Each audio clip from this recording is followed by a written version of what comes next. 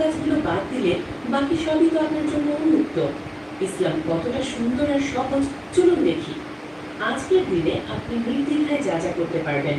প্রথমত, পরিবারের জন্য মজার মজার রান্না করা। আজ উপলক্ষে দেশের সরকারি ছুটি, স্বামী অফিসে যাননি, বাচ্চাদের স্কুল বন্ধ, সবাই আজ বাসায়। আপনি কি এই ছুটির দিনে পরিবারের জন্য ভালো কিছু রাঁধতে পারবেন না? অবশ্যই পারবেন। আপনি উদযাপনের নিয়ত ছাড়া, পহেলা বৈশাখের কোনো বরকত পাওয়ার আশা ছাড়া নিছক পরিবারের মানুষদের খুশি করার জন্য খুব সুন্দর করে রান্না করুন।